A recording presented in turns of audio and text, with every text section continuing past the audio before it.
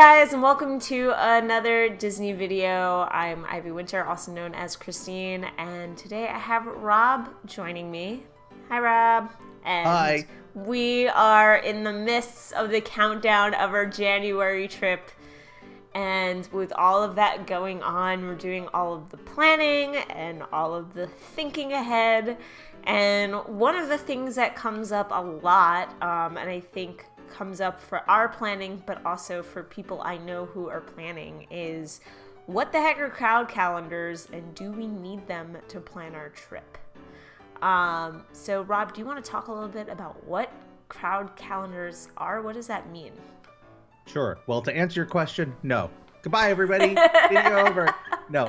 A crowd calendar is the byproduct of what I would like to think is what I would end up doing if I lived in Orlando, and it is the very meticulous measuring of how crowded the parks are on specific days, using sort of historical look backs as a sort of a gauge, and then also I guess a little bit looking at events that happen, whether it's going to be a marathon weekend or anything special going on, to try and give you a calendar day to day of how crowded each park is going to be. And I think some of the more I guess you'd say the hardcore planners who really get into meticulously planning a trip can use these calendars to really figure out what days are best for Which for parks, their trip. Yeah. And it gets a little bit more confusing than that because there are multiple websites who do this, and all of their data is a little bit different. So there's touringplans.com, and there's what is it, WDW School or something like that.com. There's more than that. Like Kenny the Pirate has his own. Some of them you pay for, some of them are free. And I think one of the big questions is this a necessity when I'm planning my trip? How much should I rely on them? Do I need to pay for them? And I think, you already kind of gave your answer, Rob, which was just no. No. Have you ever used one ever? Here's the thing. I think they're different. I think a crowd calendar refers to the specific day-to-day. I just pulled up one on Undercover Tourist, and the day we're going, it's a 4 out of 10 on one day and a 3 out of 10, and it actually looks pretty good. Yeah. But I'm less interested in that on the day-to-day and more interested in the season to season. So I know January is a great time to go because the crowds are, are more bearable than if I go in August.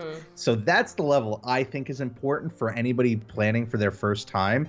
I think it could be overwhelming and sort of intimidating for somebody planning their first trip to what's the difference between a 3 out of 10 and a 5 out of 10? And is that really going to drive somebody's decision? I think if you're local or you visit a lot, then maybe, but for I think the average guest, it's too much. Yeah, I think that the point you just made is really good of what is the difference?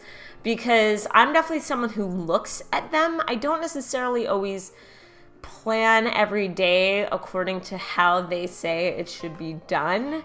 But I like to take a look at the full week that I know I'm going to be down or I'm planning to be down, just to see if there's any weird one-off day that's 9 out of 10. And I'm like, wait a minute, why? What's going on? And maybe it's a marathon, or it's, I don't know, Martin Luther King weekend or whatever, and I didn't realize. So I like to see it for that more as a mental preparedness of okay, this day is going to be just a crazy day, and okay, maybe I might decide I want to do a relaxing day and not go to the parks that day. Maybe it would affect that. But yeah, I think the question is, when it's as little as a 3 out of 10 and a 4 out of 10, how much worse is a 4 out of 10 than a 3 out of 10? Is it negligible? Should you go with the 3 out of 10 because it'll make a big difference? I think, I'm sure there are people who are super into statistics and things who would love that. And a lot of these sites do break down exactly what it means if you dig for the information, which, like I said, if you're into numbers, could probably be super fascinating. But again, if you're comparing Undercover Tourist to touringplans.com, one might say a 3, one might say a 5 for the same day. what does that mean? Who's accurate? You know, I think, like you said, it becomes a bit overwhelming. I think it's for people who love to plan every detail. And I'm a big planner, you know that, but I don't really plan like my path in the park or anything like that, but I know that a lot of people do. And so a lot of those sites also give you that, like based on the crowd calendar, they might tell you exactly which ride you should be at what time of day, and when you should be taking lunch. And if you're a person who, like, that's how you live your life, you need a very organized, detailed day, then by all means, go for it. Because maybe for you, that'll be less overwhelming than just, like, walking into a park and not knowing what you're doing. But I don't think it's a necessity. I think you're right. I think it's a nice extra, but don't get scared or caught up in it or feel like your trip's going to be ruined if you don't follow a crowd calendar. It's a 5 instead of a 4. What did I do? It's funny because for as much as I don't really feel like I need it, I do realize if I lived down there, I'd probably be one of those people like putting one together, because I do find that stuff very interesting. Yeah, it's super fascinating. Measuring like those crowds. And I think it depends on what you're doing. Like if you're really trying to pack, like you said, everything into a small trip, then yeah, you might need to be a little more cognizant of like what parks you're going to at what parts of the day and what rides you're going to hit. But like if it's more of a stretched out trip where you can like slow down and relax, then yeah, maybe you just need to use it on a week by week basis to try and find like the I guess lowest crowded week. I say I don't use them, but I'm wondering, I think I might have a couple of years ago for a trip where we weren't picking specific days based on the crowd calendar, but we knew we wanted to go during a certain month. And so, but we were open to what week that month. Exactly. And so we used that crowd calendar to go, well, it looks like this will be the best week, so let's go ahead and do that. But then there's always things like, you know, these are just estimations. Doesn't necessarily mean that's going to be the case.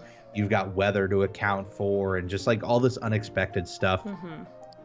Definitely useful if you're doing something crazy like have you ever heard of the WDW 47 challenge? No. It's every Disney ride in one day. Oh God. And that is challenging enough where you need a crowd calendar to pick the right days to give that a shot, you know? Yeah. So yeah, I think if you're a newcomer and you're like watching this video because you're just trying to put together your first trip, you don't have to worry about it too much. But if you are like that, you're looking for that next level of the planning, you know, stage, then yeah, go for it. Yeah. I don't know if I'd pay for them though. I feel like there are enough free options out there you'll get a good idea. I agree. You know? And I say, you know, take a look at a couple of them and kind of average it out if you aren't sure like what's what. I think there are actually websites that aggregate them. Do they? So that already do that. I'll Yeah. look into that. I don't know them off the top of my head, but I could have recalled seeing one that sort of averages out like 4 different sites. And if it changes, don't freak out. Like I've seen people on forums who are like, "Oh my God, I was going to Magic Kingdom on January 28th, and it said it was a 3, but then all of a sudden they changed it to a 5. What does that mean? Should I not be going there now?" And it's like, oh my God. If you're freaking out that much about it, take a step back and remember this is a vacation. And you shouldn't be freaking out that much about it, and you're gonna have fun regardless. I promise.